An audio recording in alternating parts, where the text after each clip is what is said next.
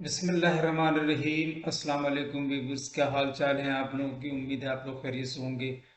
آج کی جو ہماری پریزنٹیشن ہے اس کا ٹاپک ہے ایک مؤثر معافی کے 5 اجزاء، 5 ingredients of an effective apology۔ آئیے دیکھتے ہیں ان کے پوائنٹس، پھر اس کا اوور ویو۔ اپنے اعمال کے اثرات کو درست طریقے سے بیان کرنے کے لیے الفاظ کا استعمال کریں۔ Use words to accurately describe the impact of your actions۔ Number 2 ہے اپنے آپ کو اثر محسوس کرنے دیں۔ Let yourself feel the impact۔ Number 3 ہے اپنے افسوس اور افسوس کا اظہار کریں اگر وہ اسے سننا چاہتے ہیں۔ Express your regret and sorrow if they want to hear it۔ Number 4 ہے تبدیلی کے لیے بامعنی اقدامات پیش کریں اور اس پر عمل کریں۔ Offer meaningful steps for change and follow through۔ Number 5 ہے اپنا خیال رکھنا۔ Take care of yourself۔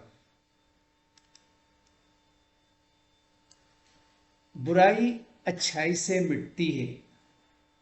رسول صلی اللہ علیہ وسلم نے فرمایا، اللہ تعالیٰ گناہ کو گناہ سے نہیں مٹاتا بلکہ وہ گناہ کو اچھائی اور نیکی سے مٹاتا ہے۔ آلودگی سے کبھی آلودگی دور نہیں ہوتی۔ معافی۔ زیادہ تر معذرتیں کام نہیں کرتی، لہٰذا انہیں ٹھیک کرنے کا طریقہ یہاں ہے کہ معافی مانگنا کسی بھی معاشرے میں اہم ہوتا ہے، اور بچوں کو جیسے ہی وہ مکمل جملہ لکھنے کے قابل ہو جاتے ہیں انہیں مجھے افسوس ہے کہنا سکھایا جاتا ہے۔ بدقسمتی سے ہماری مہارت کی سطح وہاں سے بہت زیادہ بہتر نہیں ہوتی۔ زیادہ تر اکثر بالغوں کی طرف سے کی گئی معذرتیں بھی اتنی ہی غیر مخلصانہ اور ناقابل یقین ہوتی ہیں جتنی کہ بچوں کی طرف سے کی جاتی ہیں۔ ہم معافی مانگنے میں اتنے برے کیوں ہیں؟ جرم کے تریاق کے طور پر مؤثر معذرت اپنے آپ سے یا کسی اور سے پوچھیں کہ آپ یا وہ کسی دی گئی صورتحال میں معافی کیوں پیش کر رہے ہیں، اور اس کا جواب ممکن ہے، میں معافی مانگ رہا ہوں کیونکہ میں غلطی یا غلطی پر تھا، یا کسی کو چاہیے۔ ایسے حالات میں معافی مانگنے کی توقع کی جاتی ہے، یا یہ کرنا صحیح بالغ ذمہ دار چیز ہے، اور اسی میں مسئلہ ہے، کیونکہ جبکہ اسی طرح کے محرکات اچھے اور اچھے ہوتے ہیں، ان میں سے کوئی بھی اس بات کی عکاسی نہیں کرتا کہ معافی کا اصل مقصد کیا حاصل کرنا ہے۔ اس بات پر غور کریں کہ آپ معافی مانگ رہے ہیں تو آپ نے ضرور کچھ ایسا کیا ہوگا جس سے آپ کو تکلیف پہنچائی ہو، تکلیف پہنچائی ہو، ناراض کیا ہو، مایوس کیا ہو، پریشان کیا ہو، یا غصہ کیا ہو، یا کسی دوسرے شخص کے جذباتی توازن میں خلل ڈالا ہو۔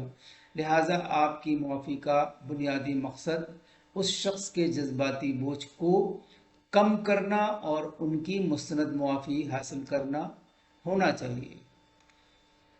بونس کے طور پر ایک ہم اور صرف اس صورت میں جب آپ کی معافی مؤثر ہو، آپ کے اپنے جرم یا ندامت کے جذبات کم ہو جائیں گے۔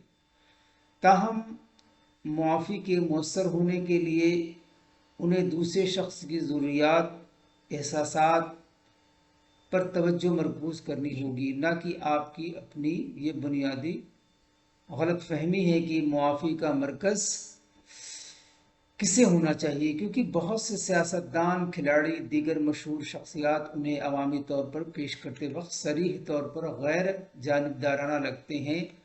اور کیوں ہماری بہت سی کوششیں بے اثر ہیں؟ کیونکہ ہم کوشش نہیں کر رہے ہیں دوسرے شخص کو بہتر محسوس کریں، ہم خود کو بہتر محسوس کرنے کی کوشش کریں۔ ایک مؤثر معافی کی کلید۔